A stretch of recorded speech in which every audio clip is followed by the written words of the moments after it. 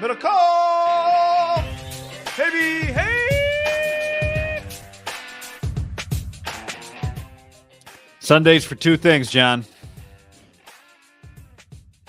You know what those two things are? I was going to make a joke, but yeah, I probably wouldn't have landed well. So what? God and football. Okay, God and football. That's not even funny. That's just truth. It's just the truth, man. I think they tell you down in the South, guy, that's Saturdays also for God and football in the fall. Yep. Well, Saturdays, yeah. And in Texas, Saturdays they is tell you the Jews' day for God. Is that? Well, the Jews are they? I feel like the Jews probably lean a little more pro football than college football. I bet if we went New York, Philly, L.A., New York, feels like you know. I think probably the tribe leans a little more. I think they feel just more pro football, Yankees. You know, I don't know if like the huge Jewish following at Alabama, Georgia, LSU. I'd guess their enrollment in that demographic's probably gone up in recent years as it's gotten cooler to go there. Probably higher in some other places that maybe don't play major college football. Yeah, Ivies. That's unfair. I mean, we got state school guy right here. That's right. In some circles, they'd say failure, but yeah, yeah. You know, are you the apple of everyone's eye in the community? Probably not. But we ran into a fellow Jewish man when we were walking around practice. Mike Silver showed his face. John, look where he went to school. Cal Berkeley. He did not seem rattled. Did not seem like he was afraid to show up. Discouraged at all by Niners Twitter, which has deemed him persona non grata. He was right in the Lions den, guy. He was pretty grata today. We talked a lot of Davis High athletics. That guy, man, what a nice guy. I love his voice. God, what a great voice. I think Twitter has a false sense of these guys that have been in it. You know, I mean, well before that have been like reporters, well before laptop computers existed. Like they went in front of people every single day. Say what you want. Like I'm not a Skip Bayless guy. Skip Bayless is probably half of his career. He's going with a pen and a piece of paper in front of players and coaches, right? For 20 plus years. Yeah. Toe to toe, face to face with the people you just ripped. Yeah. And I would also say the ripping, there's a difference between Silver saying arm fatigue and everyone acting like you rip it. And back in the 90s, writing a column like fire this guy week 2, right? Or this guy should get cut from the big league roster in, early May. Like, I mean, these columns, you and I grew up in an era where you picked up a paper and there were a couple columnists were just fucking throwing blows. Those people saw the coach and the players the next day, every single time. Yeah. There was to ask. He's just blogging from his basement. We forgot to ask Silver, and I regretted it. We were walking to the side of the field after he had gone on to whatever he was going to do, and we didn't ask him if he'd done any of the what is it, the echinacea with Aaron Rodgers? What is Aaron's thing? Yeah, I don't know exactly how to say it. Ikahaya or something. Well, yeah, you said it pretty good out of practice. But then I'm thinking about I saw Pac-Man say it to Bosa in an I Am Athlete little Instagram story, and I don't think I was saying it quite right. But I did get forwarded the video of the dude that Aaron Rodgers went on his podcast. That's where it went viral, right? Whoever that guy is, he used to have like 7 girlfriends. He is now in a one-woman relationship. He used to be open relationships. Mm-hmm. He always said, I told everyone was on the same page. Now he's dating one girl. Someone forwarded me her page.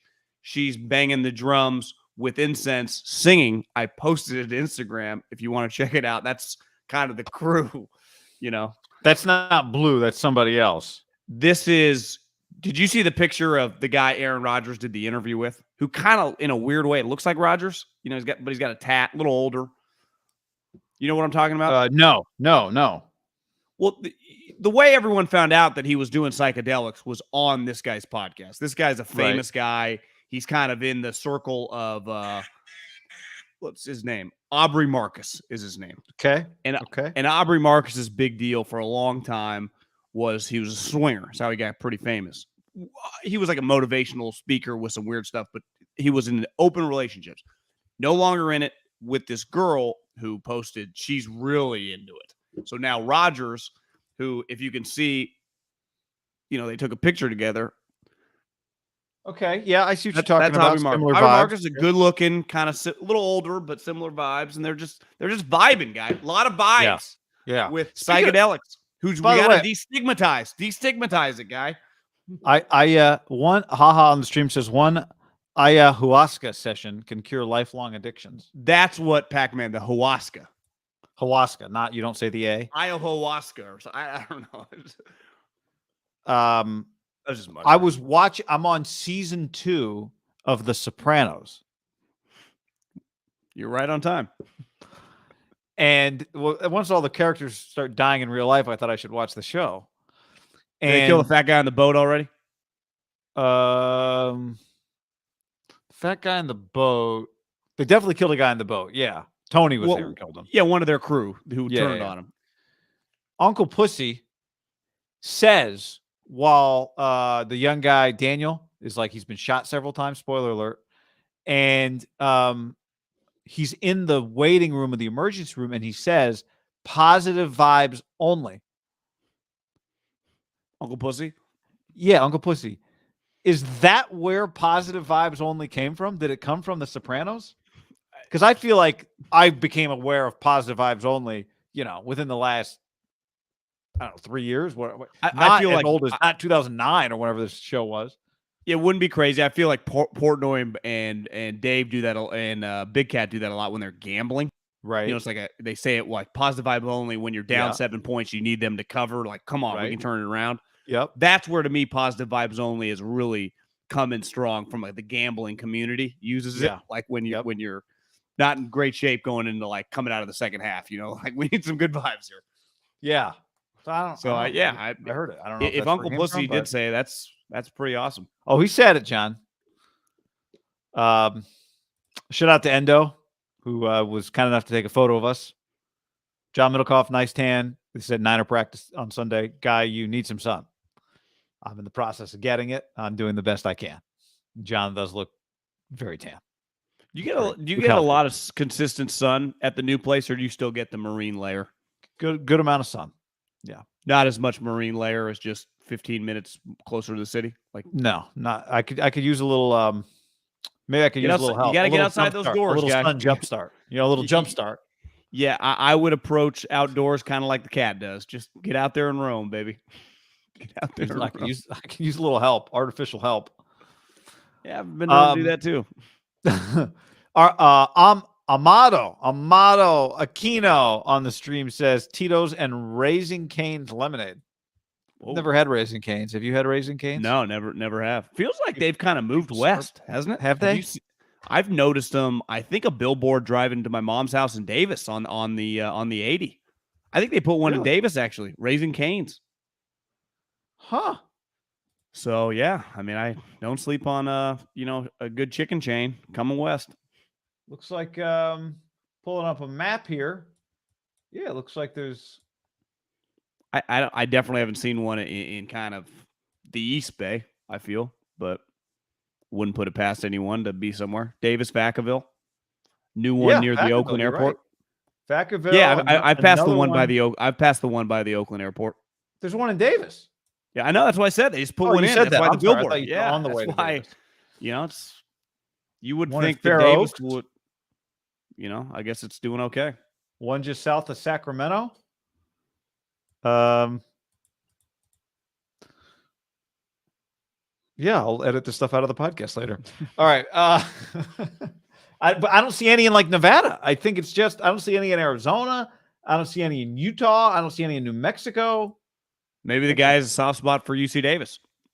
I thought the guy Southern Nevada. I think the guy was an LSU grad. I mean, I think they started. I'm pretty sure it could be another chicken chain. It's where it kind of started. Louisiana. Again, could be wrong on that one.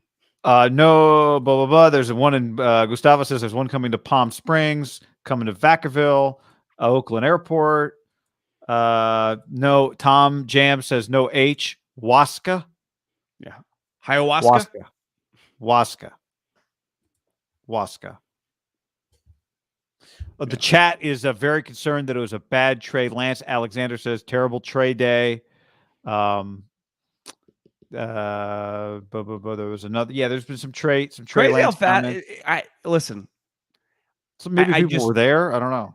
Well, I mean, I think the big Jays, they just got to put it out there on Twitter. It's like, shouldn't you guys throw this up on your websites, or like we wait to give our breakdown? I don't know, for our business. I think it's just so crazy. I think about this during football time because all these people are working for different people or themselves. They just give away all the good shit for free. I mean, it's Jack or whoever's, or Jack doesn't run Twitter anymore. It's just incredible. It's they don't. No, I think Elon's backing out. Well, Parag, I think, is the CEO's name now, right? Does that sound familiar? Oh, I don't know. Not Parag, the 49ers Parag, but another Parag. It's just they just give it away. Like, you remember ESPN? They used to like make you do little blurbs, so you like drives you back to their website. Come on, guys. I don't understand how their bosses and their corporate people are like, we got to change the strategy here. I don't care. Not my problem. Not my problem either. But it seems crazy to me. Why are you alerting them to the situation? Well, it wouldn't stop them, guy. They're not. There's no hesitating. Everyone goes right to it. It's like a crack addict. John, let's tell the people about our friends at Tito's Handmade Vodka. Happy 25th anniversary. We just passed that on Tito's.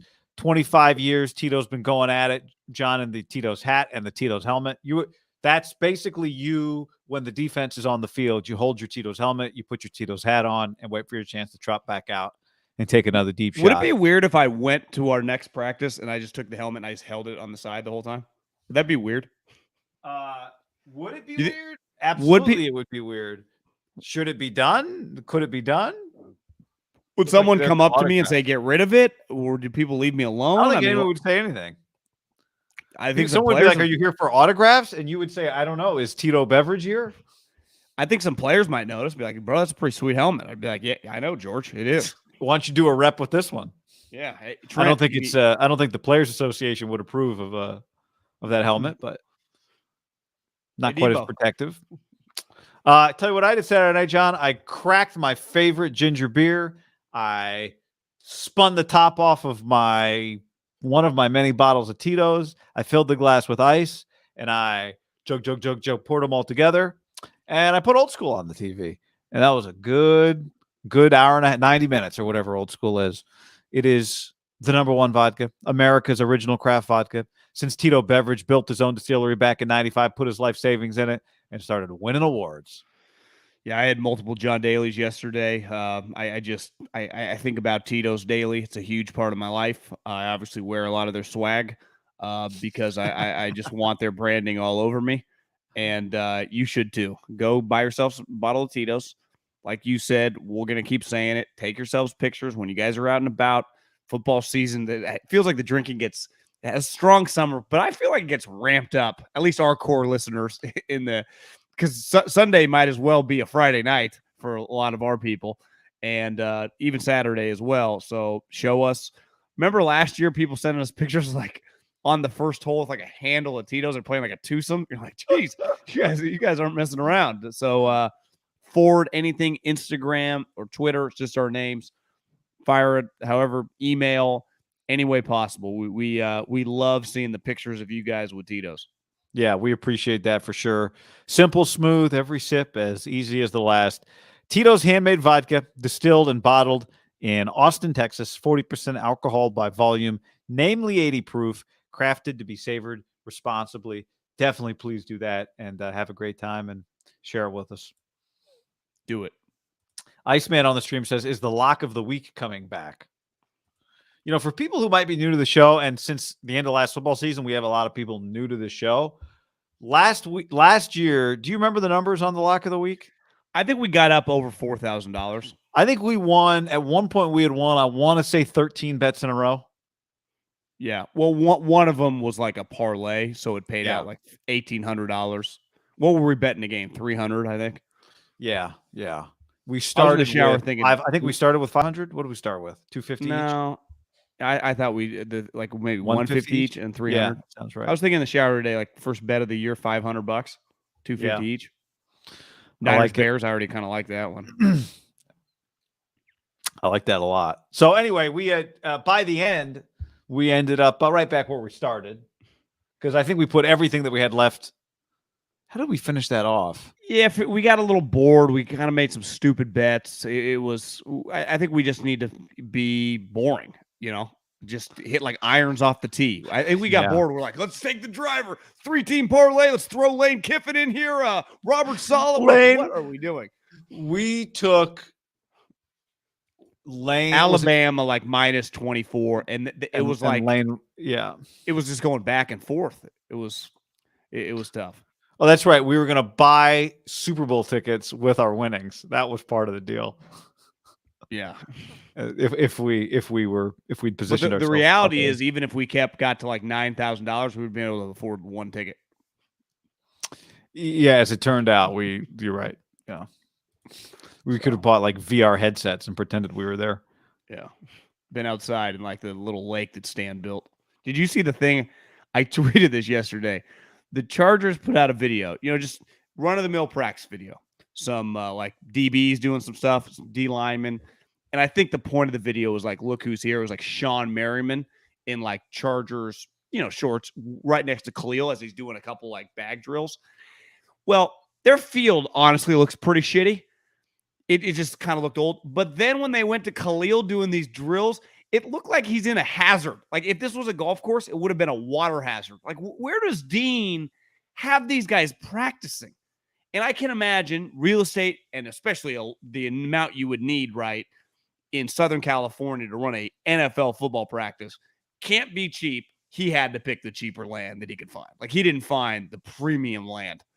Because I remember working a guy out one time at a high school where NFL players practice. I forget the name of the high school. It's close to where like Kim and all those people live in Calabasas. And just remember walking on thinking like this place is fucking incredible. And then I see Dean's practice field. The grass looks dead.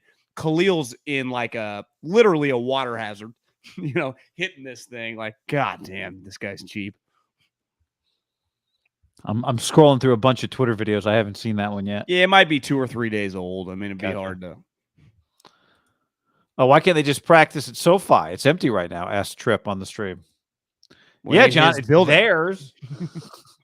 They pay their dollar rent a year, John. They should be treated as equals. Chargers in Costa Mesa behind IKEA, says Norland. Is that true? Probably. Does not look like an IKEA area. It looks like a place where they haven't cut down a tree in a long time. But all right, many people have been asking about it. Trey Lance's Sunday. How did it go? What stood out? There was good and bad. I mean, he made what you turned to me and said, was that the best throw of camp that we've seen? And I said, yes, it was. It's a very nice play. Like poor man's version of, because Rodgers was longer. Last year, week 3, the Rodgers pass to Devontae to get them into field goal range. Remember Fred dropping back? Fred leaps over Fred's hands. Devontae's right. Now, again, Rodgers was double the length, it felt like. But similar, right? Linebacker dropping, leaping, backup linebacker who's pretty long over his head, right to 11. Beautiful touch pass. He can make that pass. Kyle would do cartwheels, right? Consistently. That's right to one of the harder passes to make in the league. Yeah, right to Ayuk with Charvarius Ward defending him. I thought it was an interception when he threw the ball. When he let it go, I thought that's a pick. And Ayuk kind of came out of nowhere to be right in the right spot. You were just ahead. They were coming. Yes. The bad throws were coming. Still has not. I feel like he misses throwing to Debo more than he misses throwing to anybody else. I do not have the data to back that up, but that's just several days now going to practices. I think most consistently misses to Debo. I don't know if he's forcing the ball. If they're not on the same. Whatever. I don't know.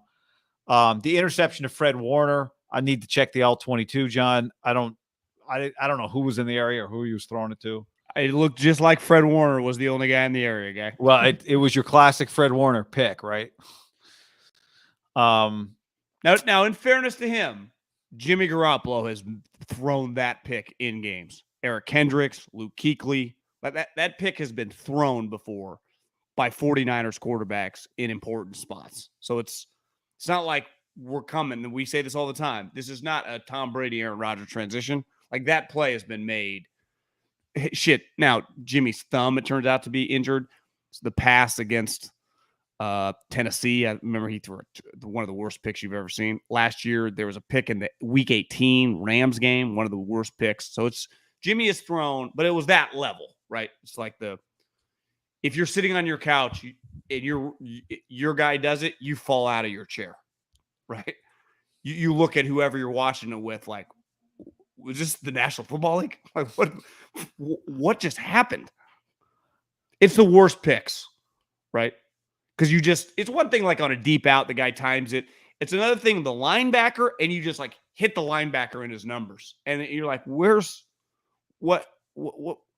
At least on the deep out pick 6, you're like, there is a receiver, there is a route, right? You're just late. The linebacker, was no one around him. Like, did you blank out and think that he was the tight end? Was somebody supposed to be there that wasn't? Yeah, you predetermined, I'm going to that area. Yeah. This is not ever a conversation about whether they'd be better. Like, none of this conversation has anything to do with Jimmy Garoppolo, which is the point you were making. So I'm agreeing with you. But there's no part of me that forgets how inconsistent and sometimes unbelievable some of the mistakes were. It's not about that. It is about watching a single practice and talking about the things that happened at that practice. And it was not his best practice. We've seen better. Now, I do think that's where this week comes into play, right? This week, they play a preseason game. And then the next week, it's really a big deal because then they go to a joint practice. And, we know to some degree, like Fred Warner is one of the best linebackers in the league. And I think part of how we watch this thing is through the lens of who you're going up against. I think you made the point when the Niners did the drill where they run offense from the 2-yard line going out, not red zone, how frustrating it must be to play against a really good defense. And the Niners the thing about the Niners defense, this is a Trey conversation, is how deep it is with like blue chip bodies. Like, here's Kinlaw and here's Drake Jackson and even Omenahu. Where did Charles Omenahu go to college? University of Texas, right? Like, and he looks like it. So there's a lot going on with that. Trent Williams, Mike McGlinchey, both were not practicing today. All legitimate parts of practice because you thought that Trey had the best pre-team drill warm-up you'd ever seen from him in the last week. Well, I hadn't watched that many team. When I say warm-up, like, it's just 3 quarterbacks throwing to a bunch of interns. It just looked like his ball was consistently having a spiral, hitting guys in their hands. To me, it was just a positive. Again, first time I had watched start to finish. Very accurate ball coming out very crisply and very tight spirals. To me, part of the way I evaluate this guy is the bar is very low because I don't have much to go off of. So we just trying to build on positives. And today, like you said, the pass to Ayuk, he started. I'm walking out with Cam Inman. Again, I'm not fucking tallying the passes. Cam had him 4 of 12. I got Lombardi's spreadsheet has him 4 of 11. It's why it's so stupid to do the actual numbers because there are plays where it's like, does this even count? Clearly, one thing Cam did say, and I did agree with this, like he had him starting 3 of 3. He hit a couple passes right away. So basically he hit one pass for his next 9, potentially 8, depending on what you look at the plays.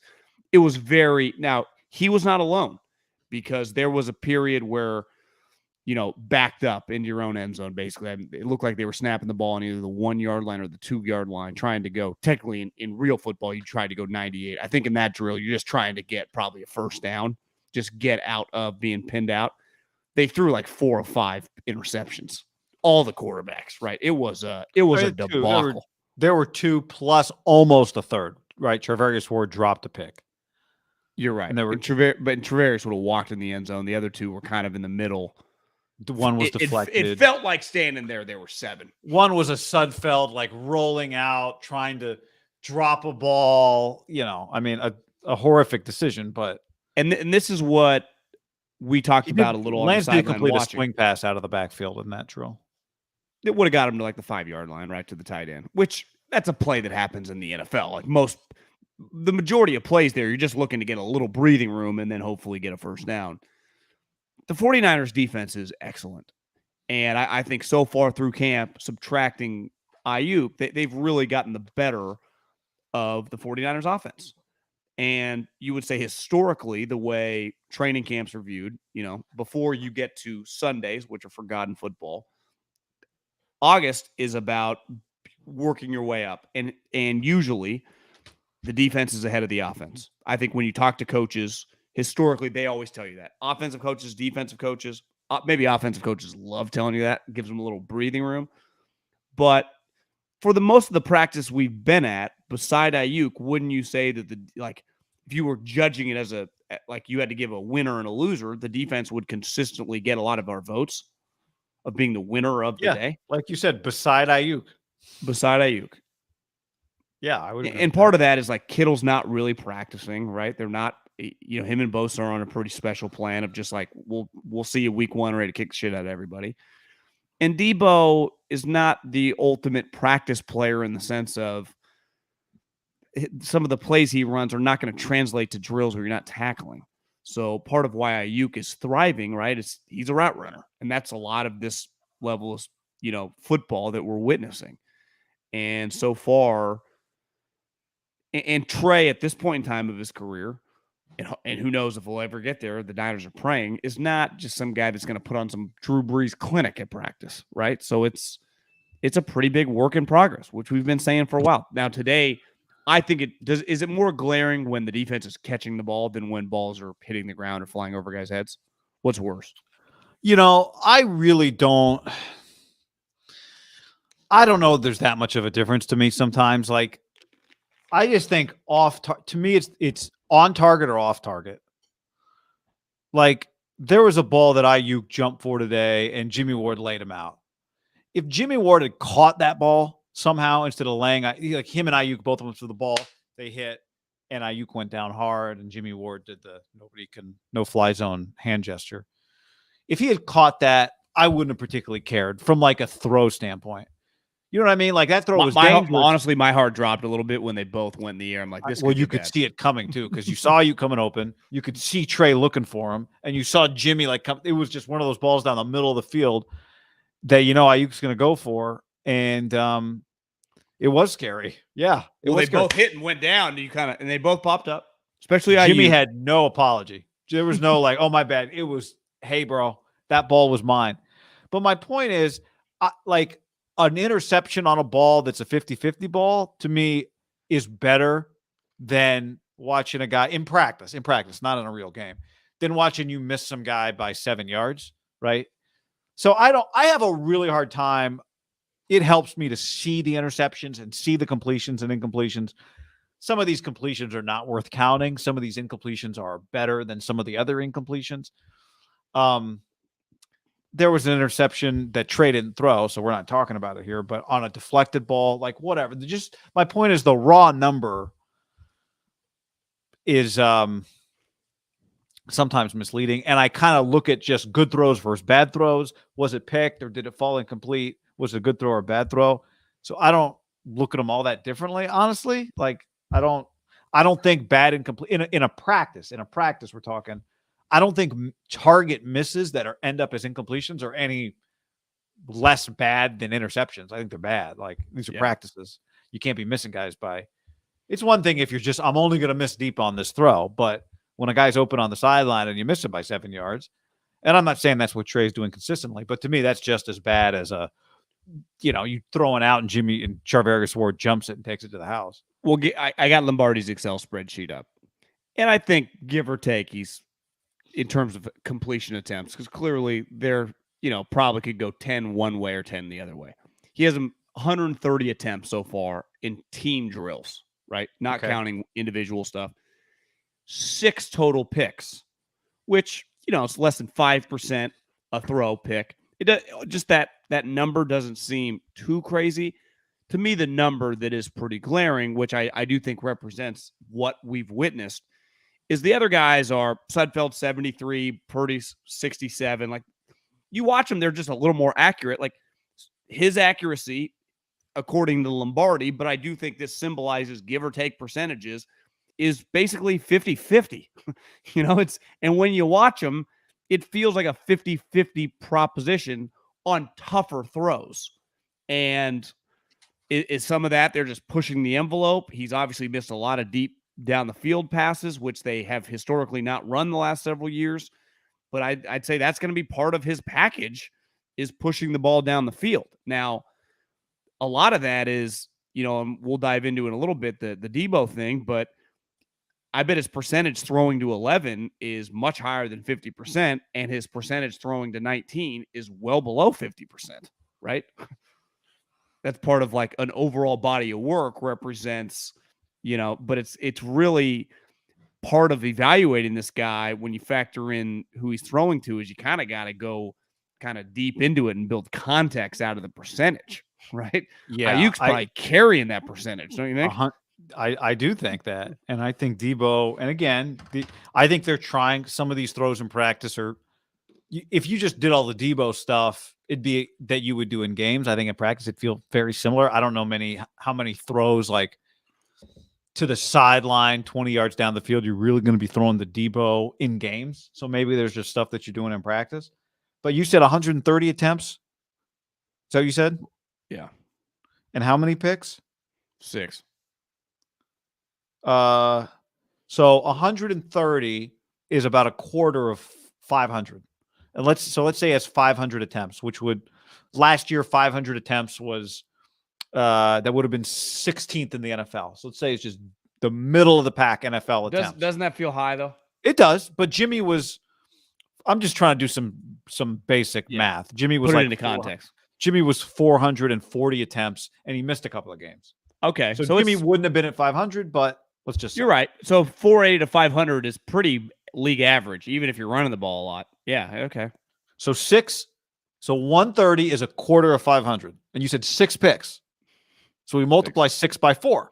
Well, we're high. That's a lot of that's a lot of interceptions. So that's 24. Yeah. To me, that would not be good. But I don't look at practice picks necessarily that way. Well, I think through the practice put it this way, John. Trey's interceptions, it's really, I've not left a practice going like, oh, his picks, man.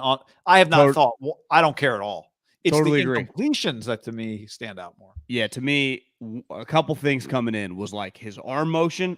It doesn't really cross my mind. It does not feel it's slowing anything down. To me, the number one red flag sounds extreme, but I would just say concern with him on this team this year has to be accuracy, right? Right now, Trey Lance, the biggest concern for him, not the motion, not like throwing it to the right guys, because it doesn't feel like he's hitting guys in their back. Like, it feels like he knows kind of where to go.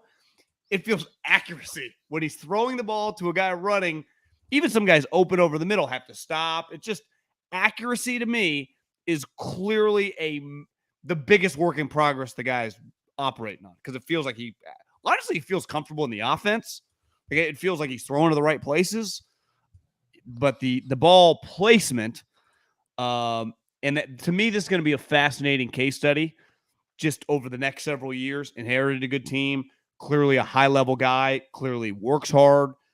His football acumen feels pretty high for a younger player. Accuracy has been something that you and I remember talked to Warren Moon a long time ago, and historically it was like, can never be improved. And then this generation, when I say this generation, like the last 3 or 4 years kind of proved, well, the NFL is a little different now. You can definitely improve on it. Him specifically is his first year, is he 60%? And then in like 3 years, is he a 68% guy? Like, is he a Josh Allen type? And I don't mean percent. Well, what do you think Josh Allen was as rookie? 53. Josh Allen. No, I'm talking Trey. Like, could Trey get to 16%? Well, that's what I'm saying. I'm saying 60%. You might take that right now. I thought you were looking at me like I was crazy. That's too low. You think that's pretty high? I don't think. Well, it's not that I think it's high. I'm just saying you just said 60%, and then you say Josh Allen. Well, Josh Allen didn't get over 60% until his third year in the NFL. They weren't that well. You're right. He was 52%. They went 5-6. His second year, he was 58.8, and they were able to go 10-6. I don't 20 think 20 touchdowns, 9 picks. That's the other thing. Only 9 picks. I don't think you can be a very good quarterback under like 56, 57. That's pretty low in today's game. I 1,000% agree. I'm saying you would take 60 right now. And 20 touchdowns and 9 picks because of the level of defense, the coaching, the skill guys around him, right? With Ayuk, it's like you just get him the ball and you'll have 4 yards minimum, right? Would you take the over under the number starting with a 6 or a 5 right now? I might take the under. It might be like not much under. I'm not, despite the fact that we break down his throws every day, I'm not overly concerned. I'm not freaking out about Trey Lance. Like, I haven't sold any Trey Lance stock. I know you're not either. It's not about that. I think their team, you agree, is going to be really good, has a chance to be really good. They're not going to have to ask him to do too much. But I don't know. I mean, we could do a little study here, commission a study, rookie first year passer completion percentages. I don't think, my guess is you're not going to get a lot of like 64%. Well, did you have, I know you had the attempts up. Did you have the list of quarterbacks last year percentage wise? Like, what's like the 20th guy in the league? I bet the 20th guy in the league is like 63, 64. I bet there's a lot of guys between like 63 and 66 in the NFL. Now, some of it's based on playing time and how many snaps, I think, to qualify. So obviously some teams rotated. Daniel Jones, John, sucks. 64% last year. What number is he on the list? ESPN 23rd. 23rd. So the 23rd guy on the list was 63%? Baker was 60.5. Darnold 59.9. Trevor Lawrence, all the rookies. Trevor Lawrence 59.6. Justin Fields 58.9. Zach Wilson's 55.6. Where did Trevor Lawrence fall? 31st. It was Lawrence, Fields, Wilson 31, 32, 33. So if you're right around that 60 threshold, you're going to be at the bottom of the league, right? By the way, yeah. So what you'd like is, but again, there's, Herbert is 65.9 and 18th. Just 65 to Daniel Jones 64. So I'd say 5%. If you're throwing 500 attempts, 5%'s not nothing, right? No. Especially if 50% of that 5% turn into first downs, right? Everyone raved about Trey. Yeah, everyone did. Saturday was supposed to be a good practice. We were not out there on Saturday. Jimmy was, by the way, Jimmy Garoppolo. Yeah. Attempts, that's 25 completions. I guess it's not nothing. It's not like 7. Especially when you may not. 2 or 3 of those are going to be really important, right? Or maybe more than 2 or 3. This was his third practice. I mean, part of it, I'm not making excuses for any means. We saw what we saw. They don't do, like, this is their third padded practice in a row, right? Because we went Friday. Saturday had a practice. Like, they're off tomorrow. Maybe just running out of steam. I do, and it feels a little crazy to say this on August 7th when they haven't even had a preseason game yet. To me, there was a little bit of a vibe out there just thinking about it. Just like, all right, let's – not from me. I was happy to be there, but I don't know. I did not feel a lot of juice from that offense today. Did you? No. You see the video that Debo got Danny Gray in the meeting room cutting logs, just completely out on his chair. Actually, Danny Gray probably the best catch of the day. I did not see that video. It was really, yeah.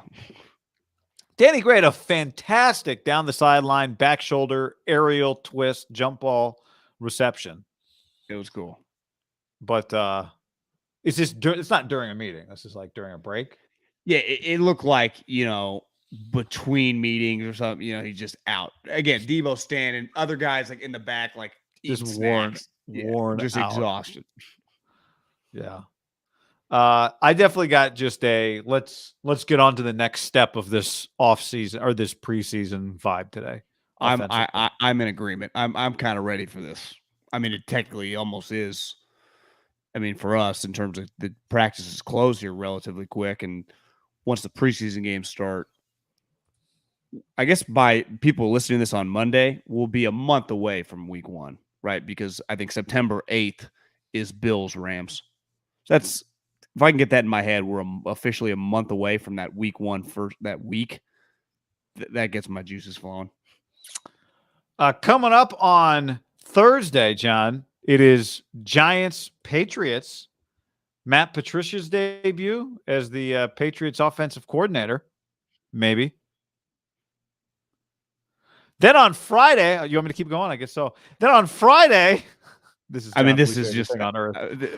This is on Friday. Desmond because Ritter. This is where we get to last year because you get excited, but no one watches. 5 million people watch the Hall of Fame game.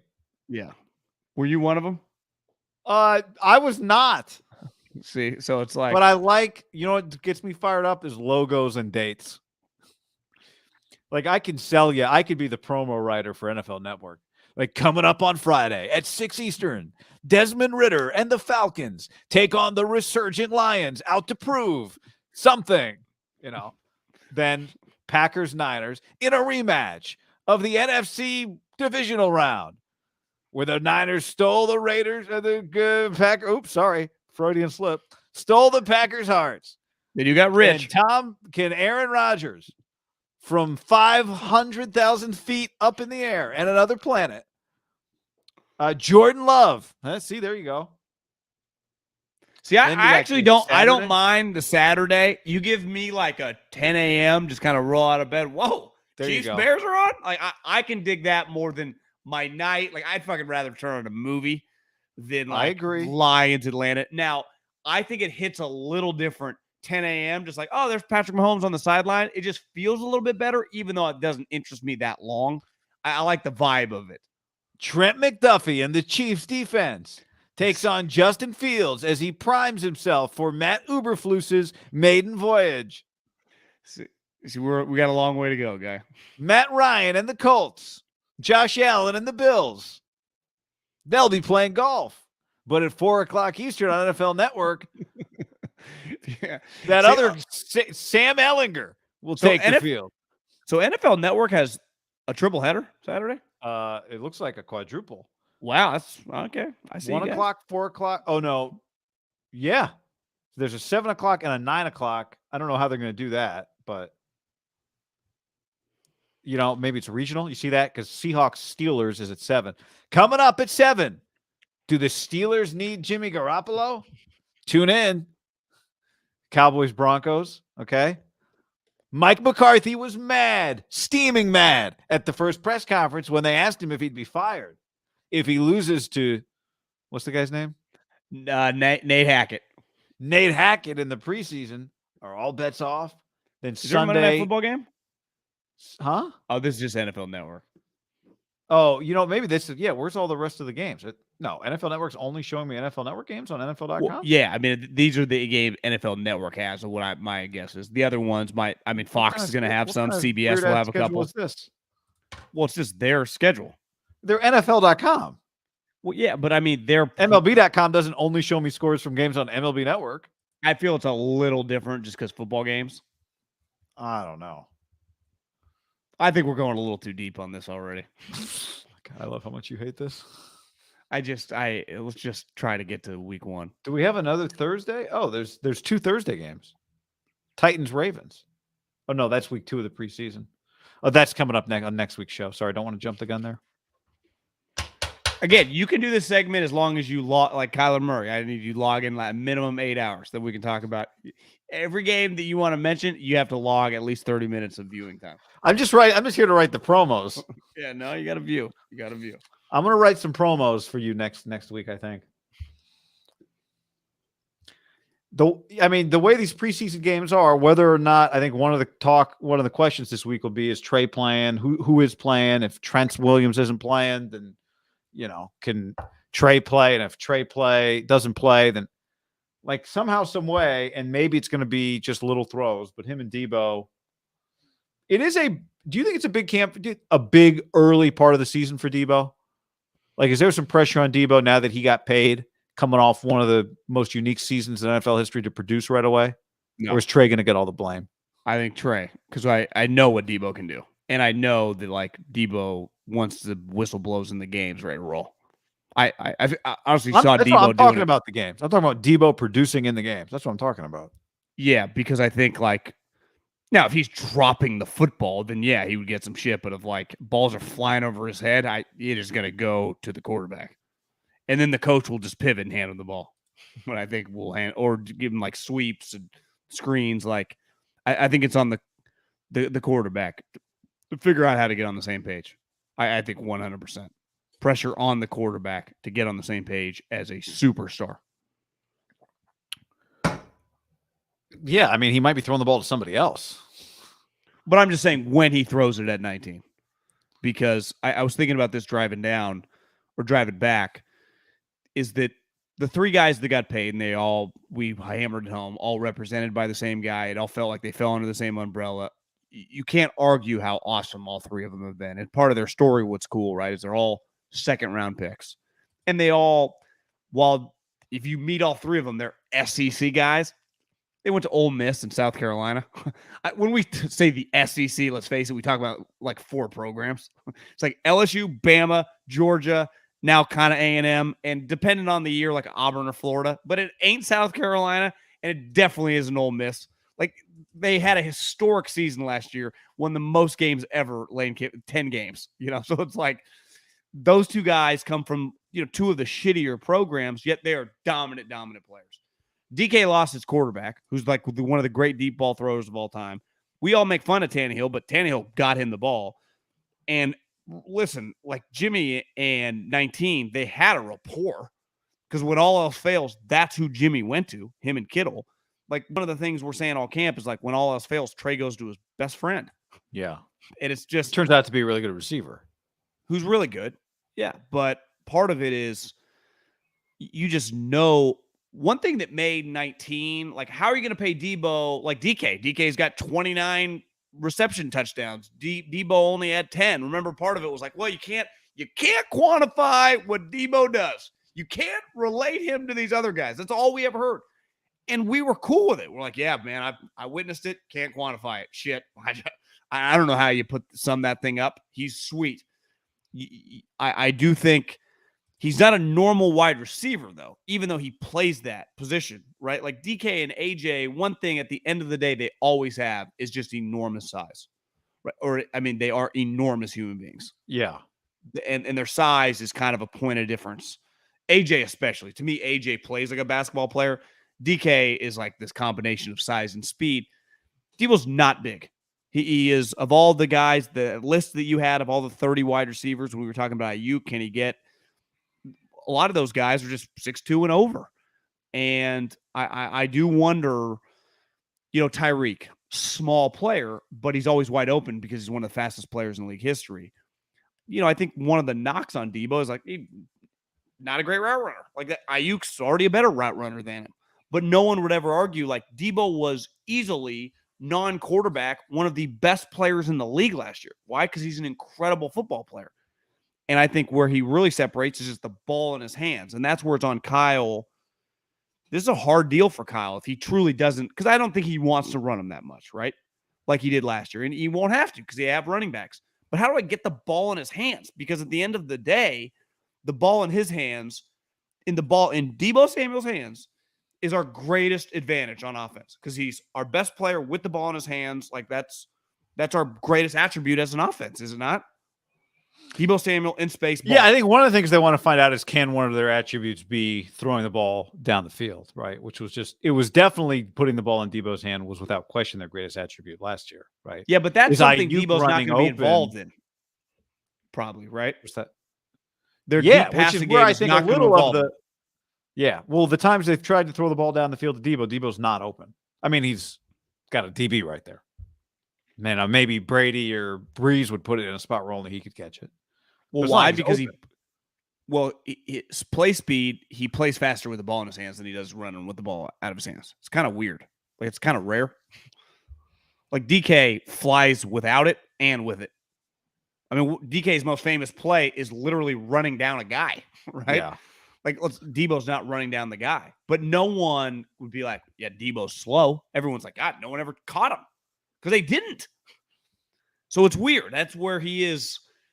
This is where it gets complicated. Now it's like, well, you can't quantify him. Well, how do now we kind of quantify him in a normal offense? A little bit. I'm not comparing him because I think this guy's a better football player.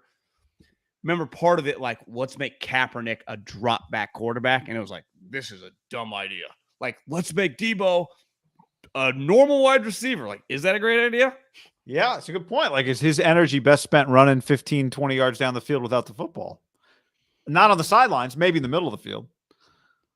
But one thing we know he can do is like the stuff over the middle of the field. He's not a slot receiver, but he does dominate that area. Yeah, that's what I mean. That stuff's good. I'm saying, like, are we wasting routes with Debo running sideline? Yes.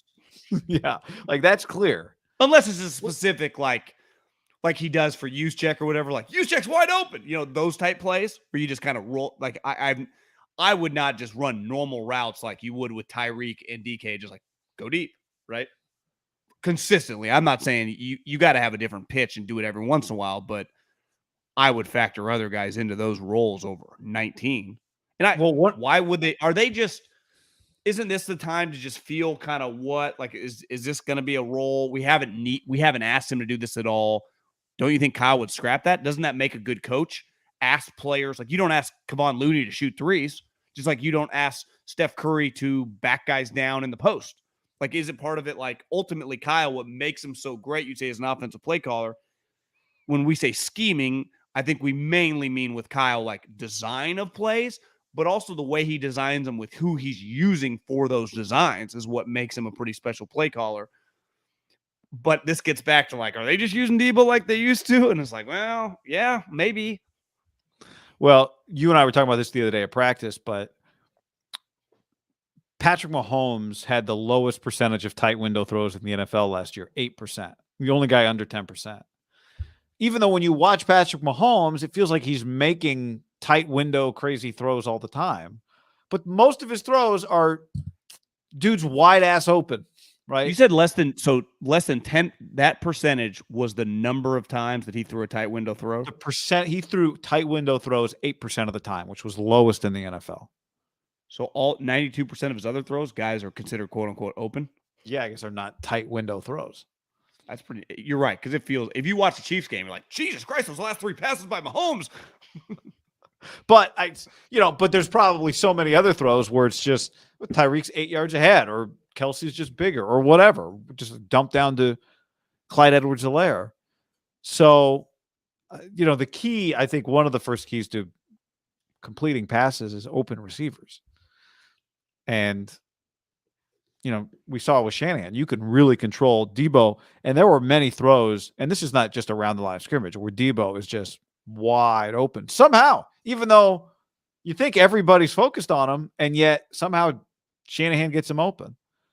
I do think, and this is not to, I don't know if this is true or not. Maybe you have an opinion on it. I do wonder if there are just things in practice that just don't unfold the way they unfold in games. And Debo 1,000%. Definitely right? Debo with the ball. But I just mean like the way the field opens up, right? You're playing a defense that knows what you're doing.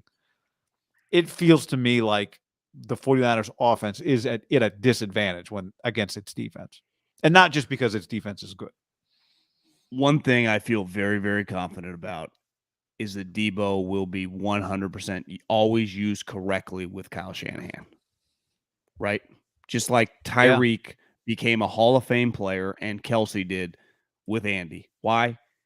He dreams about using the talent the way their talent should be used. That's what to me makes a great offensive coach. Defense is a little different. Obviously, if you have a great pass rush, you let them pass rush. But a lot of it is like when to time the blitz and everything. Part of offense is, we always make fun of it in our Southern voice, like get the playmakers the ball in space to make plays. Like, but every playmaker's skill is different. Right? Like a lot of people are like, well, remember DK coming out? It's like, well, he can't run 7 of the 9 routes. It's like, well, Seattle's like, yeah, we just asked him to run 2. Throw the ball to him immediately on a screen, or he goes fucking deep. And he's kicking the shit out of all of you guys. And so it's like they don't ask him to like, can he run the 3-step hitch and then go? No, it's like, no, his hips are stiff. Okay, whatever. It's just like Debo can't do stuff DK could do, but DK could never dream of doing what Debo does. Well, neither of them could play their other role, and it'd be a fireable offense given the amount of money that you pay your offensive coordinator, whether it's a true offensive coordinator like Seattle has one, who's just the offensive coordinator, or Kyle, who's also the head coach, makes probably $13-14 million, to ask those guys to do the opposite. But that's not what good coaches do. You ask them to do what they're good at. And ultimately, I heard someone talking about Seattle. I don't know if it was on the radio or a podcast. It was Lance Zierlein, who had DK Metcalf as a top 10 player the year he came out. And he said, him and DJ were talking. He said, one thing I do, DJ, is when a guy does something exceptionally well, maybe in my mind, I worry less about like, well, what about the stuff he can't do? If a team that drafts him, they know that too. So why are they going to ask him? Like if you drafted Debo, like Debo is doing what I think a lot of people thought that he could do in South Carolina. He was a chess piece. He was a great returner, and he plays kind of like a returner, right? When he runs the ball, just his instincts. Yeah. And that's what they ask him to do. Like when you have an elite talent, and a lot of people will, what about all the flaws? Well, the good teams and the good coaches and the good units, they asked that guy. Well, Bill Walsh's whole thing was like, stop telling me what he can't do. What can he do? And then find out what he can do and then utilize that. And ideally, if some of the stuff that you have a quote unquote red flag, a flaw as a player, you can improve on incrementally. But if 2 of the 8 or 9 things that I need you to be able to do, or 3 of them, you're an A+, well, we got something, right? And I think that's what the 49ers have thrived with Debo. You would say that Seattle, it might end now with the quarterback, they thrived with DK, is utilize what they're great at and then let them cook. Now, that's the argument, I think, of like the national narrative, and I don't think Kyle gives a shit about this, is like, well, now is Debo just going to be a normal wide receiver? Yeah, probably not. Is it going to look like it did the last 6-7 games? Probably not either. But it'll be some hybrid version of getting him the ball within, I would say, 10 yards of the line of scrimmage more than it will be some of the deep. Besides, like the deep in and kind of some of his stuff over the middle of the field is something he does. But I think the outside the number stuff is just very hit or miss and not worth wasting your time on it. Yeah, because he's not going to be open enough. And I think the change. Remember Trey Lance's touchdown against the Texans, like a deep play action way down to Debo coming across. That, I would imagine, was a schemed play, right? When we're talking about missing Debo, we're talking about Debo one-on-one trying to get open down the sidelines for a deep throw, a timing deep throw, right? Yeah. And I think any change with Debo just means maybe less running, not different routes. You know what you're describing is like when a coordinator gets hired to become a head coach. If he got the head coaching job by being a good play caller, then don't have him give up play calling when you hire him, right? Very like Kyle Shanahan, you don't hire him to be the Niners coach and then say, delegate your play calling. Well, did Brian Daboll and Josh McDaniels just get head jobs to like be the CEO or to call plays also, right? Saleh did, right? Saleh. A little weird. But a little different on defense. Yeah. Still don't love it. Offensive, like, no, man. Josh, wouldn't it be weird if Josh was not calling plays? Like, what are we doing this for? You're one of the best offensive coordinators in the NFL. And I would say for the most part, the offensive guys keep calling plays. It's probably pretty fun. I wonder if part of it is like when you're calling defense, you're reacting maybe in some ways more. On offense, maybe it's harder to juggle that. I don't know. It'd be great. It'd be interesting to talk to guys about like which one's really, it's too bad. We could, we could interview, what's his name? The Patriots offensive coordinator. I mentioned him earlier. Oh, Patricia. He's done both. He'll have done both, so he can tell you which one's harder. Good point.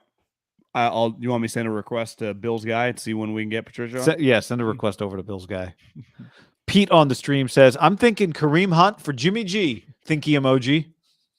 The Browns have told Kareem Hunt they are not trading him, but not only are they not trading him, they're going to fine him. Well, they have to, don't they? Or no, you're saying he's holding in. They're going to fine him anyway. Yep. Hold in, you can actively, I think. Well, you can choose not to fine him. I didn't even realize that. I just thought like, well, they can't. No, it's like, no, bro, you're supposed to practice too. That's a major FU. Like, we don't even respect your hold in. He says he's going to participate in individual drills. Is that his way around it? Maybe. Yikes. John, before we go on, let's tell the people about our friends at Indeed. Whoop. If you're hiring, you need Indeed.com/ham for a $75 credit right now at Indeed.com/ham to upgrade your job post to a sponsored job credit, $75 sponsored job credit, to upgrade your post, Indeed.com/ham. Yeah, one of the things that I think we love talking to people that we know that have used our promo on this, is that they said the best part is it makes it so easy. Hiring all in one place, very easy, because it matches you with the attributes, the characteristics that you're looking for in a future employee. And I think sometimes, right, it just matches you with a bunch of these job sites. Indeed kicks their ass because specifically it gets you, it has 135 assessment tests to know exactly what you're looking for. And it just gives you a great hire every time. Yeah. Love Indeed. With Instant Match, over 80% of employers get quality candidates whose resume on Indeed matches their job description the moment they sponsor a job post. Oh, quality candidates immediately, 80% of people. That's what happens. So like John said, they got the assessment tests, and they kind of, they take the stress out of the interview process, because your candidates get to prove themselves to you before the interview. And then you can skip over some of the surface stuff and dive deeper into what's more important to you once you're finally talking to the person. Indeed's the only job site where you only pay for applications that meet your must-have requirements. The only one. God, do you know that in the minute we've been talking to you, 16 hires were already made by Indeed? No big deal. I mean, people just left and right getting jobs. This economy, getting hired, awesome. Fired up for them. Start hiring now with $75 sponsored job credit to upgrade your post at Indeed.com/ham. For a limited time, claim your $75 job. Indeed.com/ham. In terms and conditions apply. Indeed.com/ham. You need to hire. You need Indeed. Nick Bosa is, I'd say, gets a lot of attention every Niners practice. Small bear? Not that small. No. Looks like a fucking grizzly bear. I mean, it is just everything he does, it feels like. And even some of the stuff he does, like today, he's not with the team. He's kind of doing a drill off on the side. He sweats like he did all the team drills. But seeing Nick Bosa do a team drill is like seeing a bear in the wild. I don't know if this analogy works, but it's rare. We have not seen a lot of Bosa in team drills. Bears. More like a mountain lion. I don't know. I was just need to get Haberman on the Animal Planet. Trying to tie it together. Just doesn't do a lot of it. Well, one thing I think is fascinating about the league is that, and I don't blame him, because the money, I guess money's always been relative. Like in 93, whether a guy was on a 3-year, $10 million contract, that felt like a lot. Bosa's got a potential $120 million guaranteed, and the Niners are less worried about how much he's worth and more that they'll pay him every penny. They just need him to play. But I think he kind of represents, if you look around the league, the star players, guys with some injury histories, they don't practice really. Now again, he comes in incredible shape. You and I watch him do just working on the side with himself. He's going 99 miles an hour. But it's got to be a pretty large jump from he's not going to play any preseason snaps. I mean, that's a lock, to then just going and playing games. Like Ward, Fred Warner, Jimmy Ward, even Trent is out there getting some reps. So it's like they're not just going to go 0 to 60, even if they don't play one snap in the preseason against the Bears. Because I don't care if you're playing a shitty team or you're playing Tampa Bay or the Rams. Football speed in the game is, and players talk about it every single year. Like, there's a whole nother level. This is another speed, right? This is another deal. And then the playoffs, and even then the big games, like, yeah, this game felt even more intense. It's just, I do see how people complain. Like, we've never practiced less, yet we have more injuries than ever. And I do wonder if some of it's just a little like Mike Tyson sparred before he fought Buster Douglas.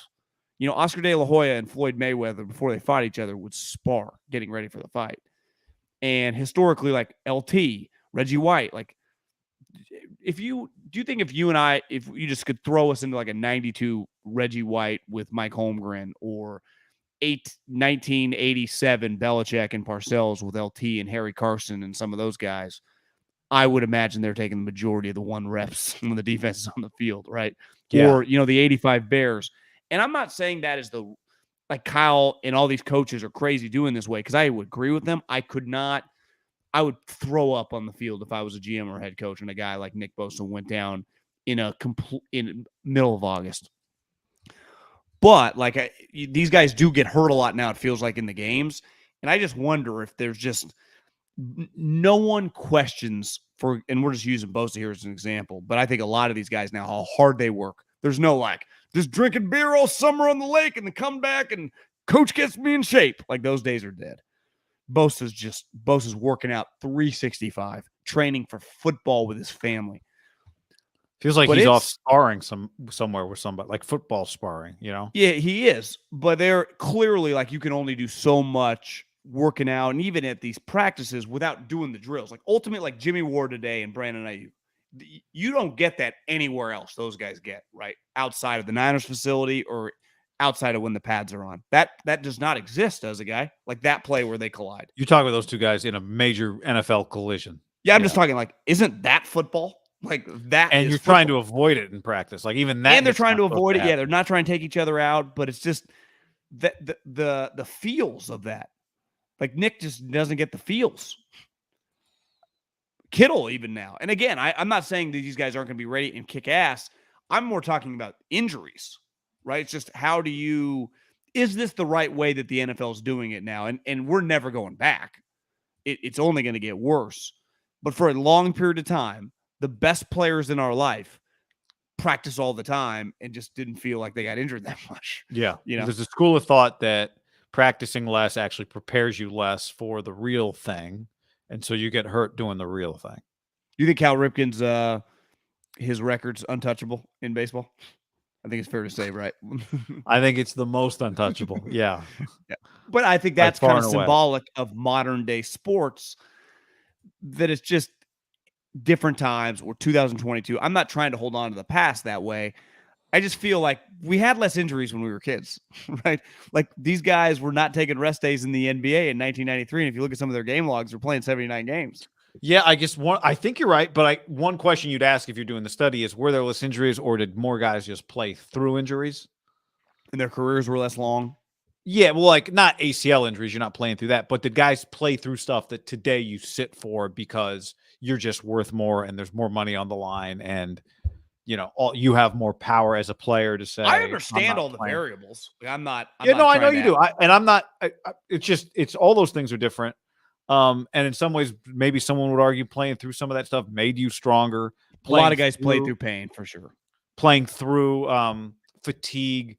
You know, I think now we believe when you get fatigued, your injury risk goes up. But maybe having trained that way makes you more able to, you know, play a full season. I don't know. But you play hurt now in football, right? In baseball, basketball, they take you out. In football, I would imagine most high-level players are not feeling great come November, December, right? Especially the playoff run for guys.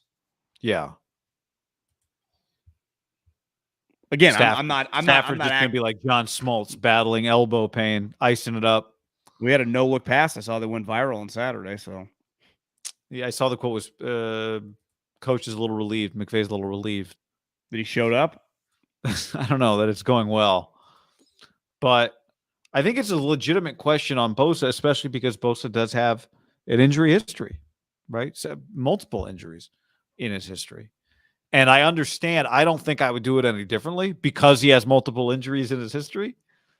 But you're kind of stuck. Like, are we practicing him to try and prevent injuries, or are we just going to give him as few meaningless reps as possible, especially when there's not, you know, we're not going to put him out there against anybody other than Trent Williams. There people are falling on the ground doing things. we cannot afford. If anything's going to happen, let's have it happen at least at a time when we don't regret putting him on the field. Well, I feel like the last several years there's been some knocks on guys, right? Like Clowney doesn't practice. Hopkins doesn't practice. Julio Jones doesn't practice. That's not the case here. Like, this guy's not just watching. This guy, the 49ers are choosing to do this, right? This to me this is Kyle, the training staff. Not Bosa's there. Like, Bosa's full go. It's not, to me, like when you've heard like, Hopkins doesn't practice during the week, that means he doesn't practice. Like, he needs time off for his body. Bosa's rocking and rolling. They are just basically going, this guy's strictly for the season, which again, every human alive, you would choose 17 games of Bosa over 0 practices. No one's arguing that. My question is, like, does it just work this way? Like, is this possible to avoid injuries where he just steps into the arena where he is always, regardless who you're playing, a top 2 or 3 player on the field every time? He's getting the most attention. They're throwing everything. It's just, you're just going to 0 to 60, 17 to 20 times a year. Yeah. And if he gets hurt, then I think you'll have a debate about it. But every year that passes without him getting hurt is a little more confident you get in doing it this way. Right. And this ain't gonna change, is it? There's no. Well, no. If he gets hurt, they wouldn't pivot. You wouldn't think, but I mean, your argument would become stronger, right? Every person's body is different, and I always love those stories where it's like somebody is 83 years old. They're like, "Well, how'd you do it?" And the guy's like, "A Pop-Tart every morning." I was like, "Well, I don't know who could argue? He's 83. We're at the end. We can now look back with hindsight and go, he lasted a really long time. How did he do it? I don't know." So if in 5 years you look back and Bosa's never been hurt, we're like, "Nick, why don't you get hurt?" You're like, "Well, I prepare and I don't." The Niners will be like, this is the way we should treat these types of guys. But you're right. If he were to get hurt in a game, it would only be further proof that he shouldn't practice. And to me, and usually this treatment comes with older players who have a physical reason maybe to do it less, right? To me, this practice is, no one's disputing his understanding of what to do, how much he could play a game tomorrow and have 3 sacks. It's just more like, it'll be fascinating to watch. Like, is his body just because your question is not, is he going to produce? Your question is, does it make him more likely to get hurt? Yeah. And clearly, I think with him and Kittle, they have been overly cautious, because those two guys, like, if they asked George, will you practice full go? He wouldn't hesitate, right? To me, if Bosa, they said, hey, 97, get in there. It's not like he's like, no, man. He'd fucking run his ass in there and get an immediate sack.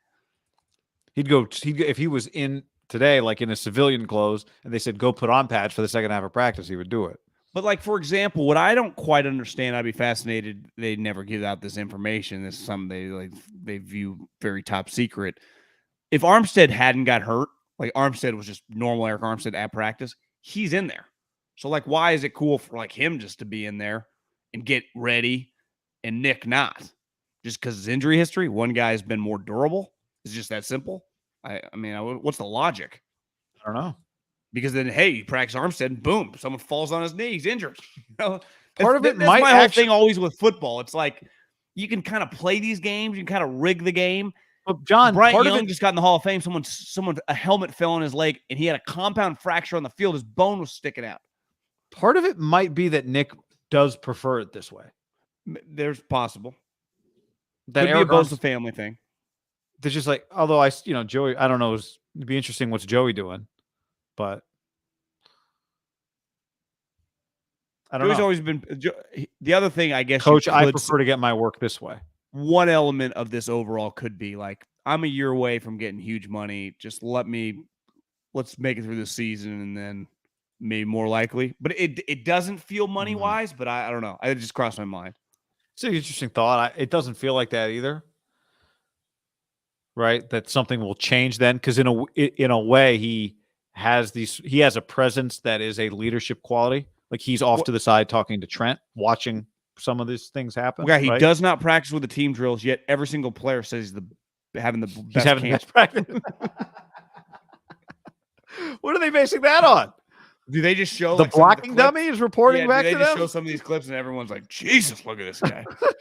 They just see him in the shower. They're like, God, he's the best player on the team, man. Maybe. I'll tell you, it was good to see Kinlaw just out there, and he's got his pants cut shorter than even Bosa's pants. You notice that? Bosa's pants are cut short. Kinlaw's pants are cut so short that he has to wear like biking short tights underneath his football pants. That's how short his football pants are. But him and Drake Jackson standing side by side. Like, you just, I mean, he's bigger than Drake, obviously, but it was just good to see him in practice today. It'd be a huge addition, man. He's because him and Armstead standing next to each other doesn't get much better than those two guys, just from a physical standing looking, right? Well, you took a picture on Friday. It was Kinlaw, was it Armstead, and then Bosa? Were those the three? Yeah. Mammoth men.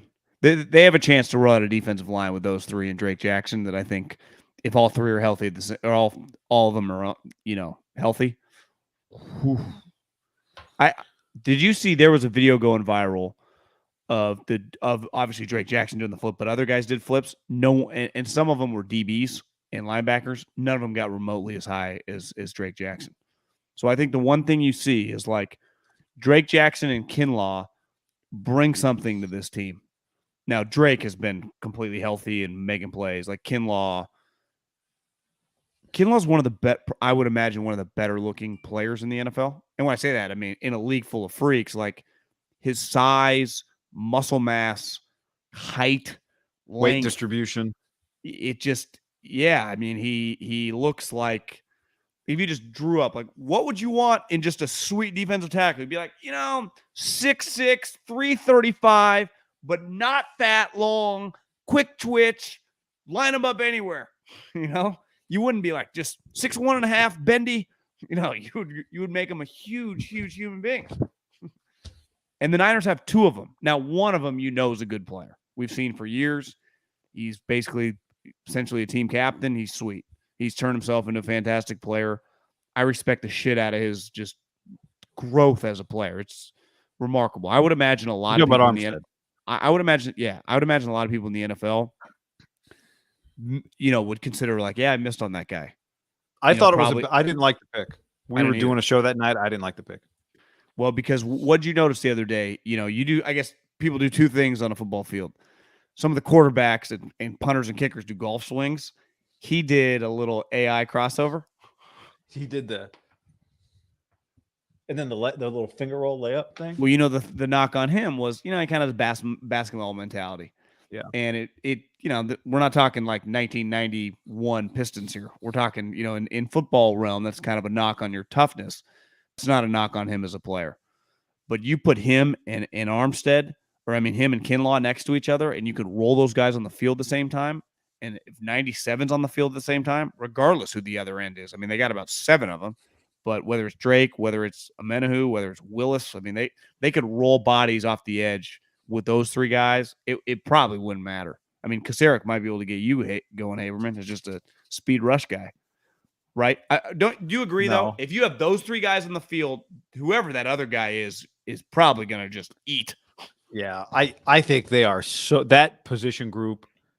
It was deep before, but to your point, now if it's Kinlaw healthy plus Drake Jackson, and those aren't your most productive guys or your every snap guys, right?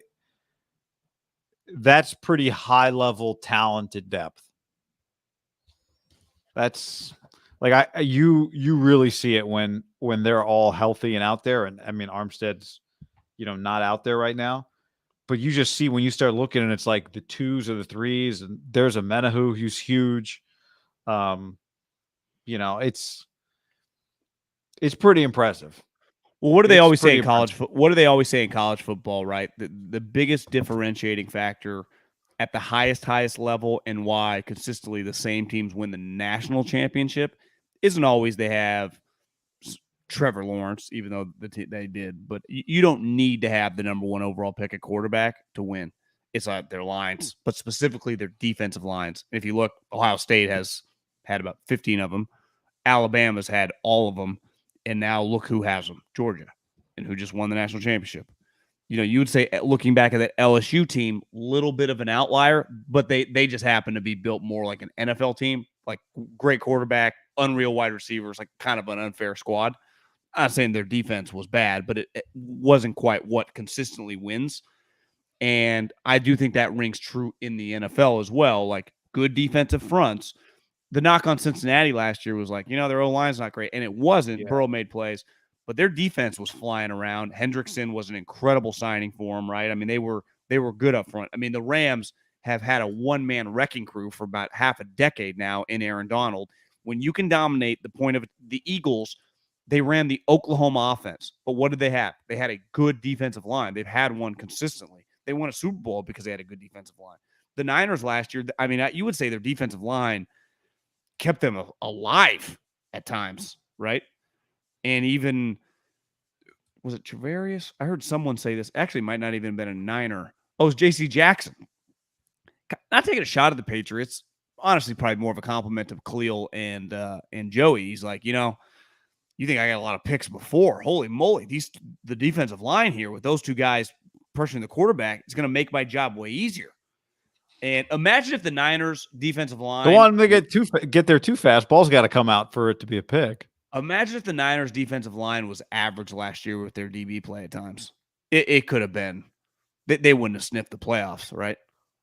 Because guys were wide open, and their defensive line was bearing down on guys. If they would have had one of those defensive lines that's like, they're not getting any pressure, it would have been a 5 year ago Raider defense. We witnessed it. We saw it. You and I have been to games. Like, no pass rush, and you can't cover. Like, you're giving up 500 yards a game. And I don't care how good your offense is, you can't compete. It's why to win in the NFL and in college, but college is a little more top heavy. There's 5-6 teams that can win it. But in the NFL, there are legitimately a bunch of teams that can win it. As the season goes, like, you do need to kind of have a balanced operation. You can have flaws, but your positives need to be able to balance out some of your flaws. Like, there's no team that's like, they have no D-line, they got no corners, and they got no running backs, and it's like 12 wins. Like, it's just, you got to have a pretty well-rounded squad, and that's where the 49ers defense specifically, starting with the front, and if Kinlaw can come. Again, Kinlaw wasn't just a little like Armstead. He was drafted in the teens based off like 3 games. Armstead had a longer career, like he had been a several-year starter at Oregon. Kinlaw was a JC transfer who everyone I talked to was like, if you watch the wrong game, he doesn't look that great. But if you watch their 3 big games, South Carolina, their rivals, Clemson, they played Georgia, and I think maybe Florida was decent that year. Like, those 3 games, it's like dominated. It's like, well, how, if he can dominate against them? So those 3 games basically, and then his body type is like, he was going to go body like that from the SEC with tape against Clemson and Georgia at a high level. Like, he's just going in the top 25, even with some question marks, knee, long-term production. I guess ultimately you're at practice. If he stays injured and never lives up to it, I completely understand why you took a swing on that guy, right? I have much more of a problem with the Solomon Thomases and the Farrells who are like stiff and don't like, I get it. I get it. But sometimes those are the hardest ones to stomach. It's like, please, God, just get to the field. Part of like when you whiff on a player, like, this guy stinks. They're just praying, like, get this guy to the field. Get this guy. The opposite, right? What Chris Kasarik said the other day. So he was excited to have him, but you just want him on the field because you feel like what will happen if he's on the field, right? I think that's probably how Chris Kasarik feels. I know what's going to happen if this guy's on the field. He's going to be a productive player for me. And remember, before he got hurt, he flashed over his couple, his limited playing time in his career. Yeah. Like, all of a sudden, like, damn, Kinlaw. One of my favorite parts of a Niner practice, or going to any practice, is when the best players come onto the field.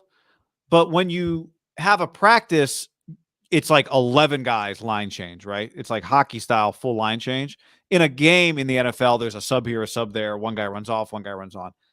But in a practice, when the ones just jog onto the field together and you just look at them, you'd say that defensive group looks like a defensive group for a 13-14 win team, because it's Emmanuel Mosley, Richard Sherman's favorite player, Travarius Ward, one of the best free agent cornerbacks this last class. They got him. Then it's the bodies, Bosa, Armstead, right, who have been really productive players. Press whichever interior lineman they're bringing on as well, who have been productive. If you had Kinlaw and Drake Jackson, you'd go first rounder, second rounder, third rounder, Drake Jackson, whatever he was. In the second round, yeah. Linebackers. I mean, that group is, it's not Bowman and Willis, like you've said, but Fred's fantastic. And the other two, Alshire and Greenlaw, are really good. Albert Brewer was at practice yesterday. He tweeted he thought that they had the chance to be the best linebacker group in the league. He's been to all the camps. I mean, Alshire's always got two just jersey up, abs popping out, and just elbow guards on each sleeve, like you say, looks like Barry Bonds.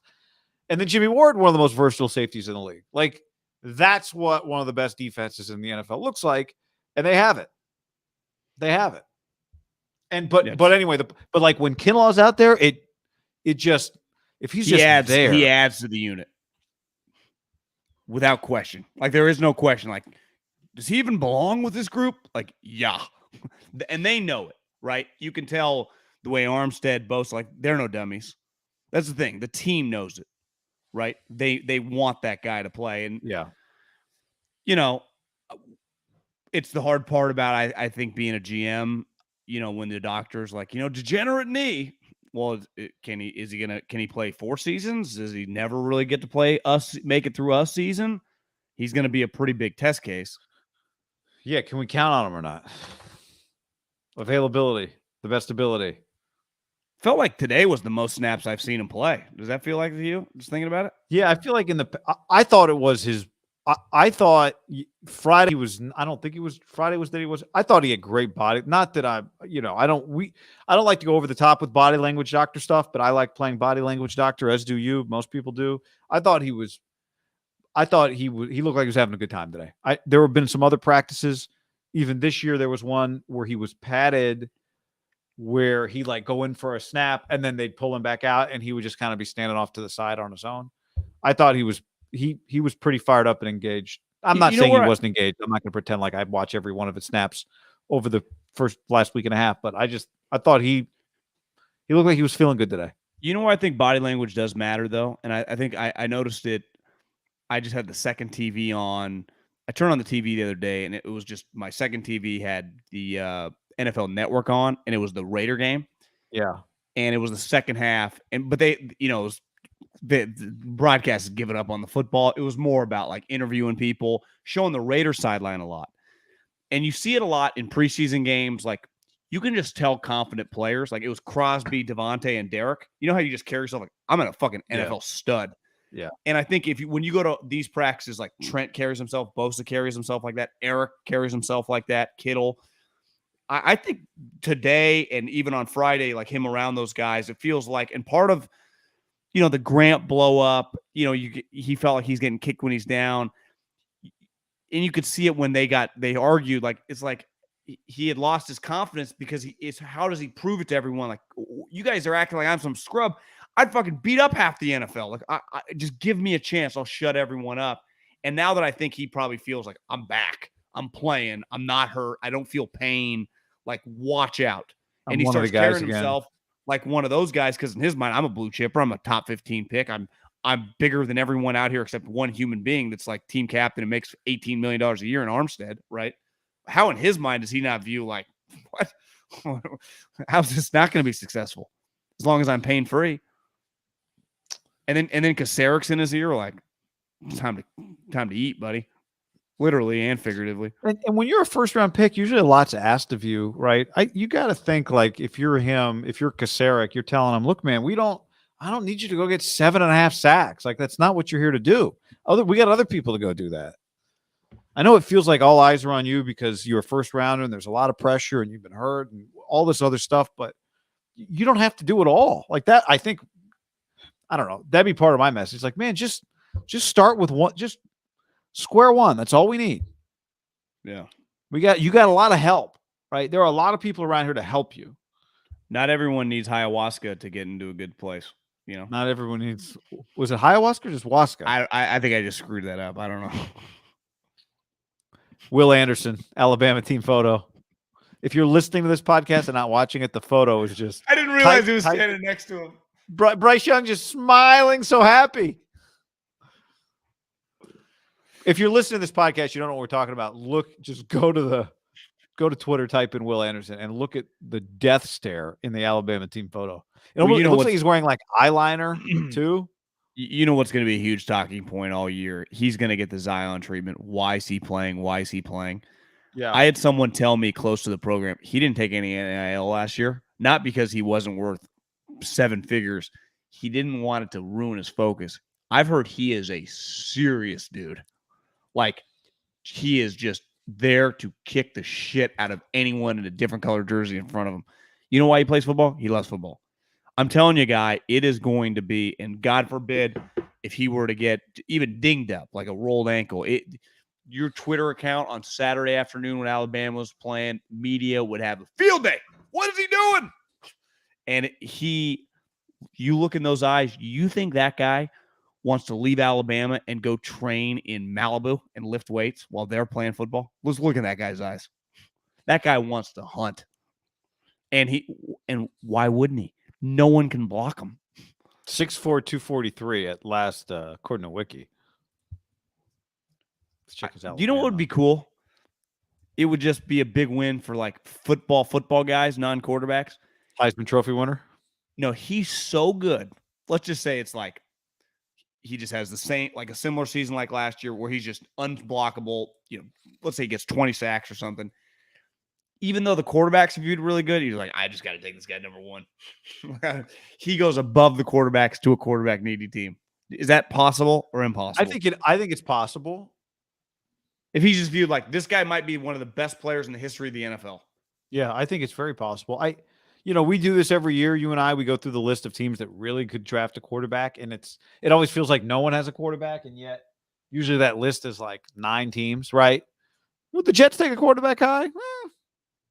But it's the Seahawks would like to get up there. There are bad teams who have young quarterbacks. Lions. Jacksonville, whatever. Well, Lions, why wouldn't the Lions take the quarterback? Well, I'm saying the Lions would take a quarterback. Oh, yeah, would take a quarterback, yeah. Oh, you're saying the bad teams, like if the Jags, they're not taking a quarterback. Right. I got you. But, yeah, I don't think it's that. Oh, you're saying if like a team with a quarterback is the one, you're just like, I'm not trading this pick. I'll just take this guy. Yeah. Because I guess happened in a long time. You'd have to go back probably from 1 to 3. It feels like both these quarterbacks, Bryce Young and CJ Stroud, could go back to back, right? And who knows? Long ways away. But Browns taking Garrett. Yeah, who went 2 in that draft, though? What year did Myles Garrett go? No, Bosa was in Kyler Murray's. 2017. So was there a quarterback go 2 there? Oh, Trubisky? That's Solomon Thomas. But the difference is that was Deshaun and Patrick. Though to me, if Deshaun and Patrick turned out to be what those guys were like 3 years in, Myles Garrett goes 3rd, right? Yeah, but did the Browns need a quarterback that year? Probably. They always do. They didn't have a young quarterback. Yeah, probably. Because the previous year, they said Carson Wentz wasn't a top 20 player, which, D. Podesta's aged well. The next year, they had tanked. But see, here's my thing. That draft, those 3 quarterbacks, it's easy to go back. Patrick Mahomes. No, it's true. But a quarterback went 2. The wrong one. Yeah. I guess here would be a better way to put it. If Myles Garrett or Will Anderson were in a draft with a draft class that had Trevor Lawrence, or something like that, like a guy that's just viewed as a 100% number 1 overall pick, that's what I want. But the player is viewed as even better than Trevor Lawrence. Like, this guy's going to be the best player in NFL history. Like, I think that's what Will Anderson could be talked about. Like, he could be the best pass rusher of all time. You just know how the hype grows. Mm-hmm. I'm not saying that's true, but I can see Dan Campbell like, let's just take him. He might be right. It might cost him his job, but he might be right? You're not, as somebody pointed out here, Sway on the stream, the Browns drafted Baker the next year. So they had back-to-back number 1. Remember, because they were tanking for a couple years. But do you remember? The point is like Myles Garrett, generational pass rusher, didn't get them to the playoffs, right? Well, I think Will Anderson wouldn't get the Lions to the playoffs on his own. Well, and this is why you take the quarterback. Remember, Steve Keim, he's like, he talked about the Kyler Murray thing when I watched him. And even once I really fell in love with him, I lost sleep knowing we were going to pass on Nick Bosa. But if they had Nick Bosa and just Mariota or whoever the hell would be their quarterback now, because Rosen wouldn't be there anymore, they wouldn't be as good. They would have lost. They wouldn't have won double-digit games last year. They would not be in the playoffs. So I guess I just made my own point. If you think, hell, I don't, Kyler Murray, but if you think the guy's Kyler Murray, you just got to take Kyler Murray over Nick Bosa. Because isn't that a good example? Yeah, if you think he's Kyler Murray, that's a great example. Like, does every team in the league, do you have to take Kyler Murray over Nick Bosa, even factoring in what Kyler Murray brings to the table? And how pretty easy Nick Bosa is? Well, now that you factor everything in. But can you, on draft night, if just 2 years out, one guy can just be a playoff level quarterback and the other guy's just one of the best pass rushers, can you take Nick Bosa over Kyler Murray and just be potentially quarterbackless? I want to say no, but do we look back in 2 years and go, well, that wasn't the difficult decision that we thought it was, or the easy decision to take Kyler that we thought it was? But you can't factor in Nick on the Niners because they've had quarterback. You have to factor in the Cardinals don't have a quarterback or they have Kyler Murray. Well, what I'm saying is, if they never make the playoffs again, it's an easier. Or just if in 2 years it's just the red flags that we have now turn out to really mean something with him, that he's not talented enough to overcome the fact that, his teammates, he don't think he's a leader and he doesn't watch film. And whoever were to do it, it would take enormous stones, right? It would. Because the easiest thing to do, especially, it's not easy if you do believe the guy's going to be a good quarterback, the value chart, the quarterback overall, right? Because the next two positions are like left tackle and pass rusher. Like, you take the quarterback over Trent Williams or Nick Bosa if you believe he's a playoff quarterback. That's what you have to do. That is the value. It's not even arguable. DePodesta wouldn't argue. If you think the guy's a top 15, not top 15, probably top 10 quarterback potential, you don't have a choice. Which he is. He's a potential MVP. Like, he has been an MVP level candidate. Yep, in his career. You say what you want, like he's got some issues. That's a pretty talented 1-2 in a draft, right? Kyler, Nick Bosa. Not all of them are like that, John, as we saw this last draft. Well, that's way better than Miles, Mitch Trubisky. Now, you could say Mitch shouldn't have gone 2. He did, though. Yeah, that was their pick. 3. It's a bad 1, 2, 3. Tim on the stream asks, worst team this year, Carolina or Houston? I'm going to go with... Ooh, it's tough. I might go with Carolina on this. Both have had solid defenses at times. I can see both being a little better than people think. You think?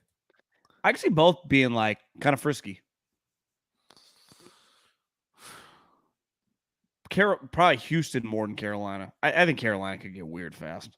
I saw a headline NFL.com like, he will not choose a quarterback till after 2 preseason games minimum or something. I was like, okay. That's what we talked about the other day. In fairness, like, he also got mad at Robbie Anderson. We're not a team that stretches the ball out over the goal line. But isn't that a thing? The way I read it, I don't think it was like the don't dive at the pylon. I thought it was like you just hold the ball in your arm and run across the goal line. But I could be wrong. Maybe it was. It wasn't the Pat Hill, Marlon Moore, like when a guy's tackling you. That's what I assumed. Derek Carr on the road. Oh, because I saw Andrew Hawkins was making fun of him. And I was like, isn't that just like a go-to coach thing because it's a turnover? But I think it was like we don't do it that way. Oh, like not he's so much like it's like he's walking into the end zone. Yeah, there's a right way and a wrong way to score. I think it was more that than don't make the mistake of, Belichick will cut you if you put your arm out. Okay, if that's the case, then I'm going to short them even harder. I don't know why. Just when I saw ball over the end zone, I'm like, why is everyone so mad? Isn't that a massive coaching point? But I did read one sentence of his quote that was kind of like tough guy. I was like, well, yeah, that's exactly. It was more tough guy than coaching. It's a legitimate coaching point. Because Andrew Hawkins was making fun of him like the way you're describing it, not the way that I assumed. Yeah. Did you see Nikhil? That's a huge. That's a huge college thing, isn't it? Yeah, like that mindset. College. But I'm just saying that mindset of college, holding the ball. But I'm just saying like that, his mind, like the way he thinks. Like this is going to represent the type of team and people we are. And because we're going to do things the right way, we're going to win football games. Yeah. Humble. We're going to score with humility. kind of that type of shit, you know. Like the greatest scorers of all time, for the most part, don't score with humility. They open their arms as they cross the goal line because they score a lot of touchdowns. Guy, Deshaun Jackson dropped the ball at like the 5-yard line. Remember that? That's not a score. Well, it wasn't even then. N'Keal Harry ankle injury, according to Jeremy Fowler, appears to be quote unquote severe. Niners week 1 opponent, by the way. What do you think Mosley and Ward were losing much sleep about covering? No, what is their receiver depth chart? Their best players, Mooney, the tight end from Notre Dame, Komet. Yeah, he's gone. Devin Hester retired a long time ago. They are terrible.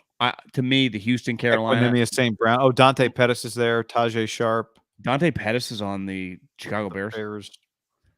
I wonder if Hightower wants him for returns or something. Oh my God! What about special teams? Would it be pretty ironic if he scored a fake something touchdown? Dante Pettis, if him and Hightower just like smoking cigars and just pounding scotch and just going like, we are going to show these guys. I think they're my pick for worst team in the league. That would be pretty funny though. I would root for. I already think I haven't even really looked at the week 1 lines. The week 1 lines just tend not to be that big. It'll be like 6 or 7. I think the Niners beat them by like 25. I agree. I think that's our week 1 lock of the week. I wouldn't mind like a 40-7, and the 7 is like a fake field goal flip touchdown from Hightower. Just be a fun moment. Be just a sarcastic in a big victory. Could you imagine if Hightower went selfish, like tried to pull something off and it didn't work? Would Uberflus just fire him on the spot? Yeah. What if he went fake, but as he's flipping it, a Niner picks it and goes the other way? Would that be funnier than Hightower scoring against the Niners? Funnier to us, 100%. Yeah.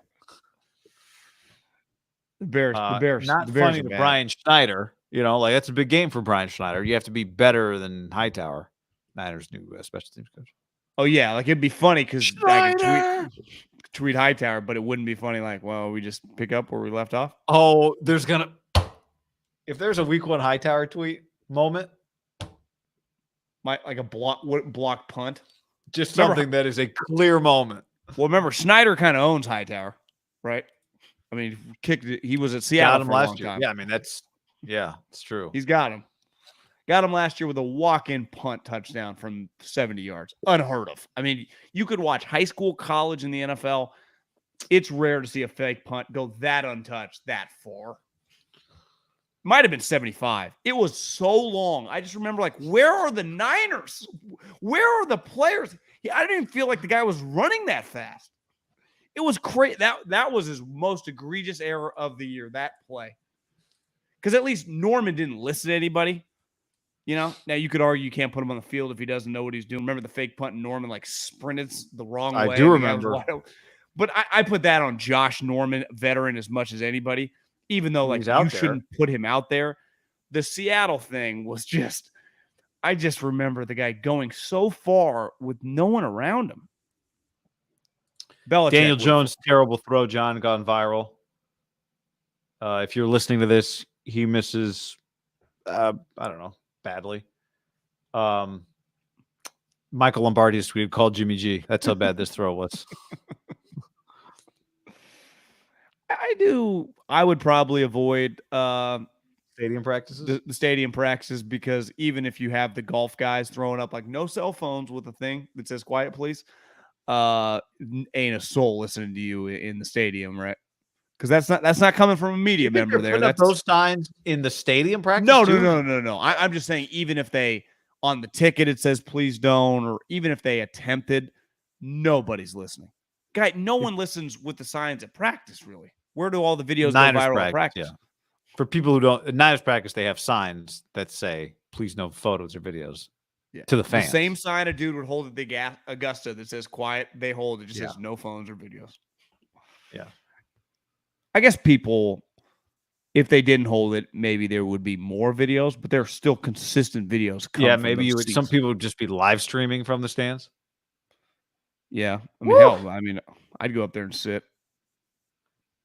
God, that is they're going to be pretty terrible. I know someone that went to this practice as a fan that said it was pretty ugly. Really? Yeah. You know that the Bills, Sean McDermott and Brandon Beane's first year, where this GM was his assistant, their first season was pretty bad.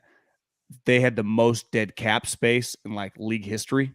They just completely ate it and kind of sucked, and it kind of reset their franchise, and now they're a powerhouse. So to me, maybe that's the move. Yeah, you just kind of reset it and just suck. I don't think if you're them, you fuck with Jimmy G, do you? You just let Daniel Jones just go down. No, for why? Is he going to put you in the playoffs? Your team's bad to begin with. You haven't come this far to then slightly upgrade. He's definitely an upgrade, but a slight upgrade. I mean, I think he is not a slight upgrade over Daniel Jones, but your team in terms of wins and losses does not suddenly become some like division winner. I think you're more likely like next year, even if you draft one of these kids in the top 5, if you don't think that kid is ready, or even at the time, if you don't know if you're drafting like third, what quarterback you're going to get, you sign Jimmy like 1 year, $24 million, just to kind of get you as you're like, well, I mean, remember Glenn 24 million? Well, inflation. Glenn Jimmy's going to get a raise. Well, not really a raise, but what's the going rate for the 1 year bridge quarterback who's not good, not like a $45 million guy, but not a $7 million guy? I thought it was like what Andy Dalton get a couple years ago, 13. Jimmy's better than he was then. Yeah, that's what I'm saying. I go off Glennon several years ago got like 16. So is 1 year 20? You don't think Jimmy ever sniffs a number like that again? I don't think he gets a number with a 2 in the front of it again. It's got to be tough, man, going from like 25 to all of a sudden like 6. I don't think it's that. Well, I'm still making 6, but there's a big difference in direct deposits. I know. Still a lot, but it's true. Like you used to get those 25s, whatever that check breaks down to, and just be like, I could just go, I could take the change in this check and go buy me a Range Rover. You get the $6 million. You just got to think about some of the decisions you make, maybe a little bit more. You have taxes up. Like, how much I really want to put away? Like, you used to just put away $6 million. Right? You'd be like, yeah, I just every year I put away 5. Rams Chargers this week at SoFi Stadium, John, on Saturday night. You want to go?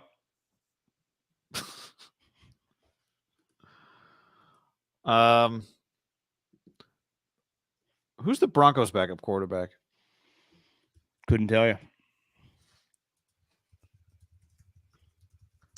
This is where you start looking for interesting backups, But again, see, I'm not doing it. This Brett Ripken. Podcast is over.